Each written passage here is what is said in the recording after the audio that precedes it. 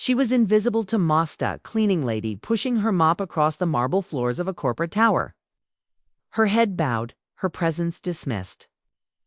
To the executives rushing past, she was just another face in a uniform. But behind her silence lay something extraordinary, a secret that no one in that building could have guessed. One ordinary day, in the middle of a meeting that could decide millions, she was caught in the background, silent, unseen, underestimated, as always. But then, in a split second, she spoke. Her words were not in English, not in the language the boardroom expected, but in flawless Japanese, the language of the visiting CEO. The room froze. Shock rippled across the polished walls. Suddenly, the woman they had ignored became the center of everything. What she said next would not only shake the powerful, it would expose a painful truth about racism, dignity, and how often we fail to see the worth of those right in front of us. This is Angela's story, and once you hear it, you'll never forget it. It began like any other morning. The skyscraper's glass walls gleamed under the early sun as the city stirred awake. Taxis honked. Pedestrians hurried. Coffee shops bustled with energy. And inside one of the city's most powerful corporate towers, Angela was already at work. Angela was 33 years old. Every morning, long before executives arrived, she slipped quietly into the lobby, her uniform crisp, her hair neatly tied back. She carried her cleaning cart across the marble floor, a mop in one hand, determination in the other. Most days passed the same way. She emptied bins, polished glass, wiped down tables. Her movements were deliberate, almost rehearsed. The rhythm of someone who had learned to work without being noticed, because in that building, visibility was survival. Executives brushed past her without eye contact. Employees walked around her as if she were part of the furniture. She heard whispers, sometimes jokes about the help, offhand remarks about unskilled labor. She swallowed them all silently. What no one saw was the life beyond the uniform. Angela had grown up in a neighborhood marked by struggle. Her mother had worked 2 jobs just to keep the lights on, while Angela learned early that the world rarely gave second chances to people who looked like her. As a teenager, she worked after school, saving every dollar she could. College had been out of reach, not because she lacked ambition, but because bills came before dreams. Still, she refused to let her spirit be crushed. In the quiet hours of the night, long after her shifts ended, she pursued something no one expected. While others saw only a cleaning lady, Angela was a student of languages. It began with subtitled films. She'd watch Japanese movies, captivated by the rhythm of the words. At first, she repeated phrases without understanding. But slowly, obsessively, she taught herself. She borrowed grammar guides from the library, scribbled notes in secondhand notebooks, and practiced until the words rolled off her tongue as naturally as her native English. Years passed. While the world dismissed her, she built something extraordinary. In secret, she became fluent. But she never revealed it. Not at work, not to her colleagues. Not even to the neighbors who sometimes mocked her for carrying around foreign language books, because she knew what people thought. A black cleaning lady speaking Japanese. To them, it would sound laughable, unbelievable. So she kept that part of herself hidden, tucked away like a fragile treasure. Every day in that building reminded her of the gap between who she was and who she was allowed to be. Security guards watched her a beat too long. Executives avoided small talk, as if her presence made them uncomfortable. She had learned to live with the quiet sting of being underestimated, but fate has a way of breaking silence at the most unexpected moments. Angela didn't know it then, but her years of invisibility were about to collide with power, prejudice, and disbelief in a way that would force everyone in that skyscraper to finally see her. The day that would change everything began. Like all the rest, Angela slipped through the revolving doors of the skyscraper before sunrise, her cleaning cart squeaking slightly on the polished tiles. She had grown used to the silence of early mornings, when the building was empty and the city outside was just beginning to stir. Those quiet hours belonged to her, the only time she felt she could breathe without being watched, without being judged. But the peace never lasted long. By 8 o'clock, the lobby was alive. Men and women in suits streamed in, clutching coffee cups, checking their watches, rushing to elevators.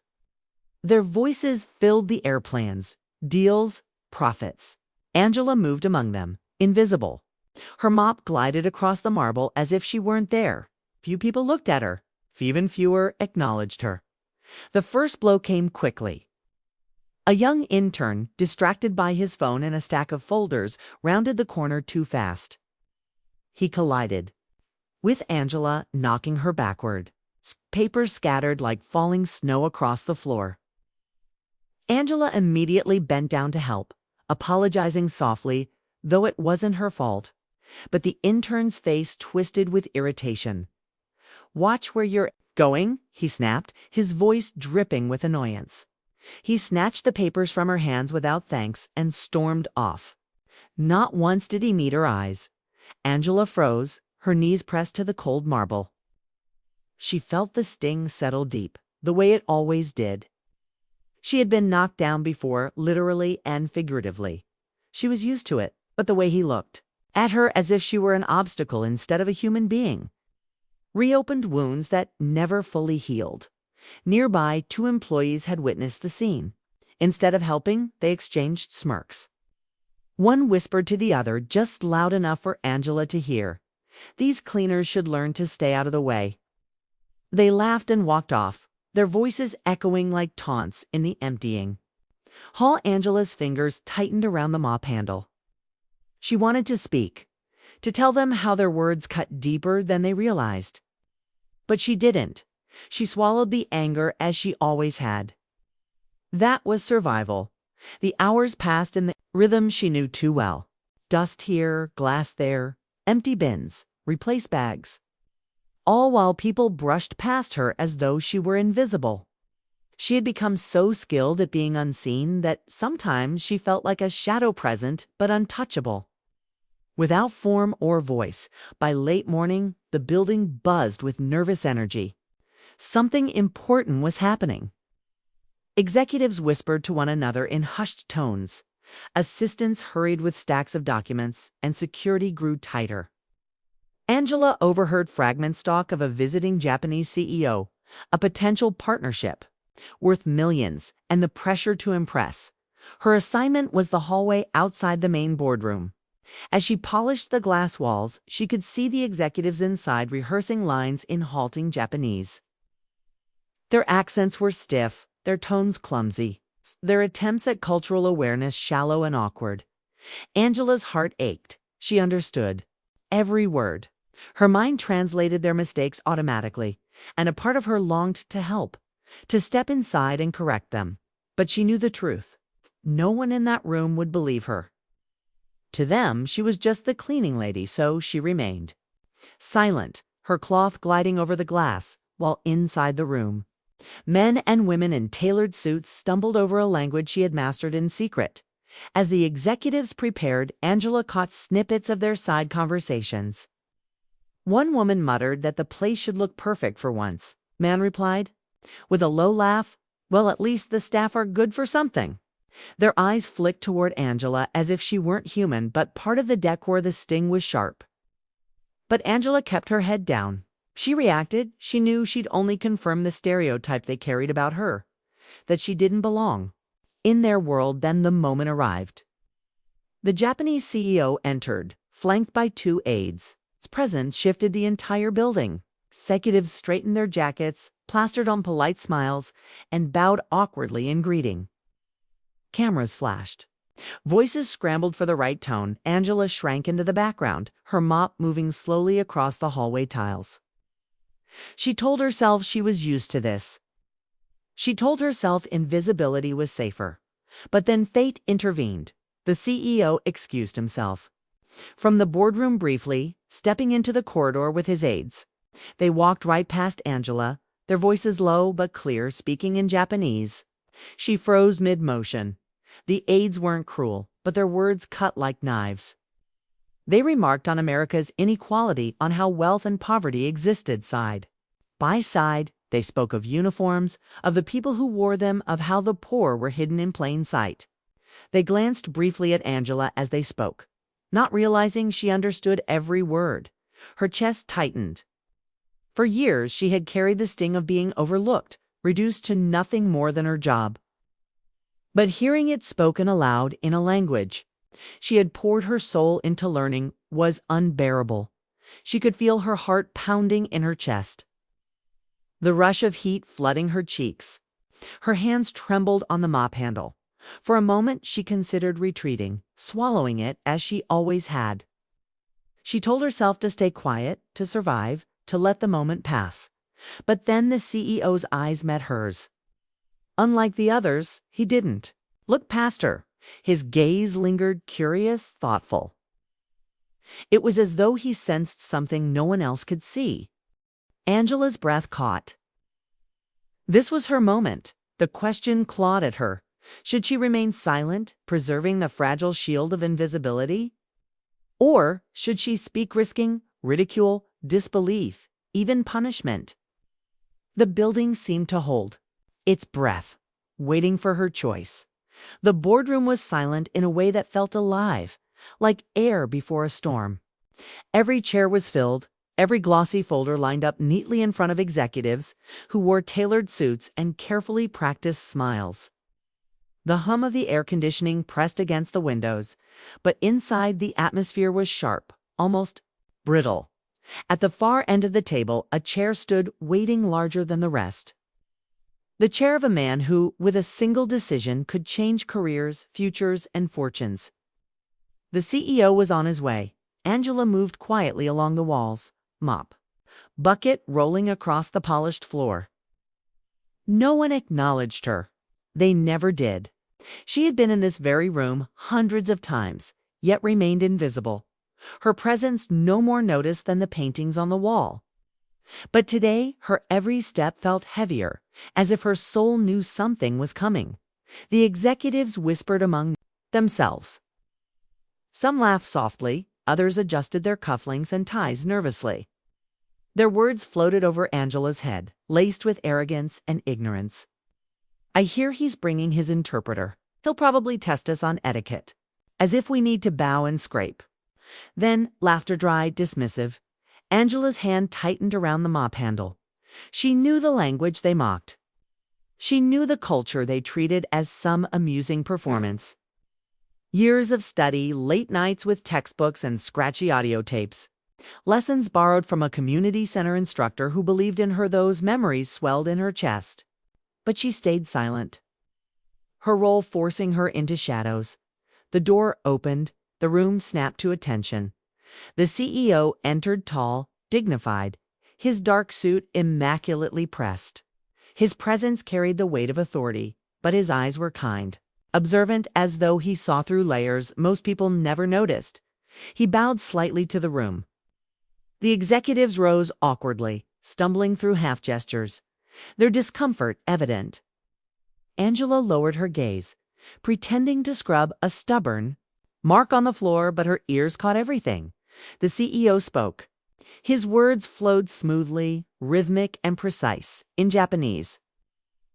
The sound filled the room like a current, commanding respect without raising volume. The executives froze. Confusion flickered across their faces. Not one of them understood. Papers shuffled, throats cleared, glances darted toward the closed door as if salvation might walk through it. But no interpreter came. The silence stretched. The CEO's expression did not change, but his eyes scanned the table. He had asked a question, a simple one, and not one person could answer. Angela's heart pounded. She knew the words. She had understood every syllable. Her mind raced. Should she? Could she? What would they say if the cleaning lady spoke up? If the invisible figure mopping the floors revealed she knew more than the room full of powerful men and women? Her pulse roared in her ears. She thought of her mother's sacrifices of nights, Spence, exhausted but still teaching herself from borrowed books. She thought of every moment she had been ignored, dismissed, treated as lesser. This was her moment, but also her risk. One of the executives coughed, stammering out a broken attempt at English. The CEO tilted his head slightly, unimpressed. The tension thickened, the humiliation of the executives bleeding into their flushed faces. Angela's hand trembled against the mop handle. She couldn't breathe. She couldn't stay silent. Her lips parted, the words came out clear, steady, in perfect Japanese. The sound struck the room like lightning. Heads jerked toward her. The mop clattered to the floor. Executives stared, mouths open, as if the walls themselves had spoken. Angela raised her chin for the first time. She repeated the CEO's question, translated with flawless accuracy, then answered it. Her voice carried years of study, discipline, and Prida language she had carved into her soul through persistence and pain. The CEO's eyes widened slightly, surprise flashing across his composed face. Then, slowly, a smile tugged at the tea. Corners of his mouth not mocking, but genuine, warm, respectful. He nodded at Angela, acknowledging her not as a worker on the margins, but as a peer. The executives shifted uncomfortably in their chairs. Some tried to hide their shock behind forced smiles. Others exchanged frantic glances.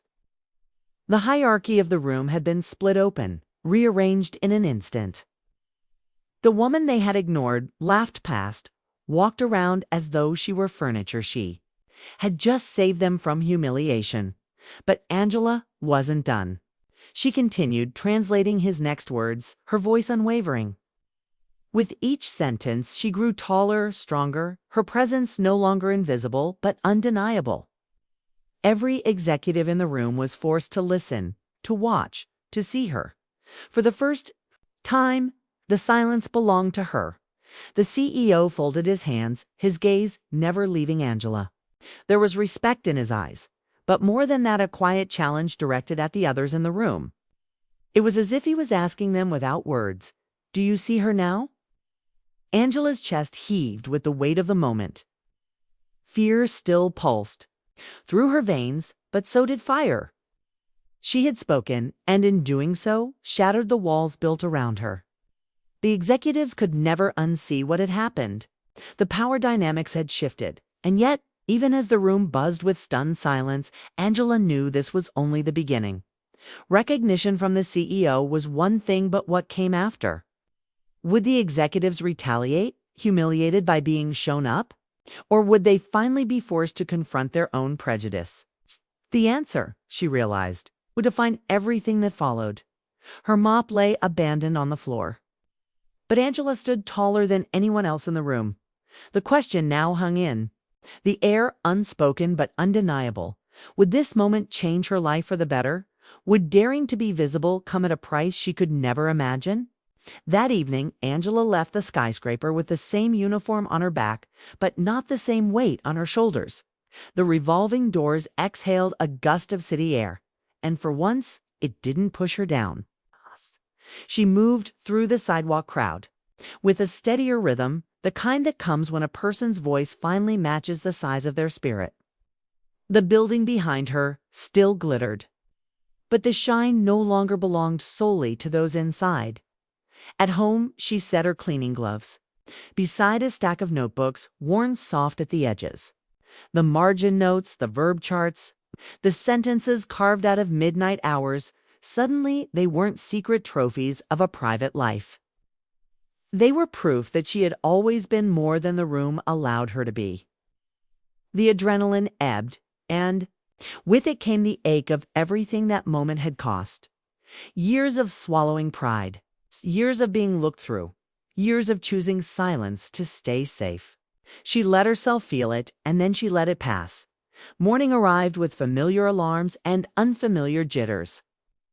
The elevator ride-up felt longer, the hallway louder, the air charged.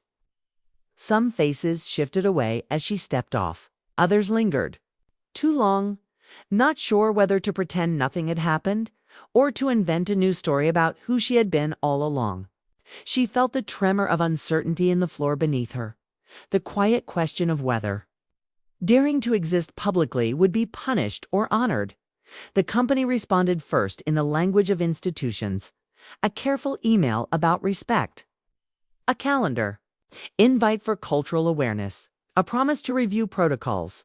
The message sounded polished and safe, trimmed of the sharp edges that remained lodged in her memory. She could read between every line. The building wanted a version of progress that left its foundations undisturbed. Yet even in the choreography of corporate caution, something real had shifted.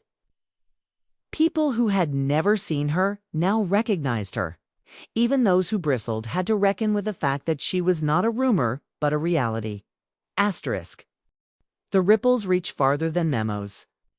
In the cafeteria, a cashier met her eyes with a nod that said more than words. A courier held the door a fraction longer than usual, not as a performance, but as a small act of witness. The other cleaning staff moved with a different posture that week, a quiet coalition of backs a little straighter. Not every change was welcome. Some laughter went silent when she passed, only to start up again around the corner. A few colleagues became suddenly meticulous about boundaries, careful to remind her of job descriptions, schedules, lines. Recognition often arrives dragging fear behind it. Yet there were also invitations that did not exist before. Facilities. Leadership asked for her insights on signage and workflow during high-profile visits. Someone floated the idea of voluntary language circles at lunch. The CEO's office sent a brief note of appreciation through channels. Not splashy, not performative, but specific enough that people took notice. No parade, no headlines. Just a door cracked open where a wall had stood. Inside Angela, the most meaningful change was quieter. She went back to her books, but she no longer crouched over them as if she were hiding contraband. She set them on the table with the blinds open. She made a schedule that honored both her paycheck and her growth. She registered for an evening course she had postponed too many times. She began keeping a careful record of incidents, good and bad, not to carry bitterness, but to harvest truth. She understood now that visibility is a practice, not a single event. Her story is not an anomaly. It is a window. Every uniform that blends into the background may carry a second life just out of sight. Fluency learned between shifts. Expertise honed under the hum of a flickering bulb. Courage cultivated in rooms where courtesy is conditional. The injustice Angela faced was not the spectacle that shocks the nightly news. It was the ordinary erosion of dignity, the thousand paper cuts of small exclusions, the persistent presumption that competence belongs only to certain faces, certain titles, certain suits. This is how racism often survives, by hiding inside everyday habits that feel normal to those they favor. Workplaces are ecosystems, and ecosystems, remember, a joke left unchallenged becomes policy in the bones. A missed credit becomes a ceiling. An unlearned name becomes a locked door. But the opposite is true as well. One voice can interrupt an assumption. One act of seeing can puncture a myth. One person's courage can tilt the room enough for others to find their balance. Angela did not fix a system in a single afternoon, but she bent its mirror until it reflected more of the truth. In the weeks that followed, there were awkward moments and genuine ones, setbacks and small wins. That is the shape of real change, Genevieve. Contested, sometimes exhausting. She learned to accept that some people would rewrite the story to protect themselves, that some would minimize what happened, that some would reach for her like a token instead of a teammate. She also learned to spot the ones doing the slower, harder work. The manager who audited, who gets credited in meetings. The assistant who started introducing colleagues by name to service staff. The team that rewrote a process so the building's busiest people had a formal channel to offer ideas. If this story belongs to Angela, it also belongs to the millions who walk into rooms designed to keep them small. It belongs to workers whose value is measured by their invisibility to students, discouraged from subjects they love, to applicants rejected for not looking like the last one who was hired. It belongs to anyone who has been told to wait their turn, then watch the line move around them. And it belongs to those with power as well, the ones who must decide, again and again, whether to perpetuate what is easy or nurture what is just. So, what does it ask of the rest of us? Learn the names you've never needed. Notice who cleans the table where you close your deals. Share credit as if it were oxygen. Invite voices in before crises reveal your blind spots. Measure respect not by who you admire, but by who you acknowledge. If you lead, make room. If you follow, make space. If you witness harm, step toward it with protection, not with silence. Angela returned to work, not as a symbol, but as a person who chose to live unsmall. She kept doing the job well. She kept learning. She kept letting her presence rewire the room's reflexes. The skyscrapers still gleamed. But now when its windows caught the light, they reflected a question back at everyone who passed. How many stories like hers are standing beside you right now, waiting to be seen? And what will you do today to make sure they are?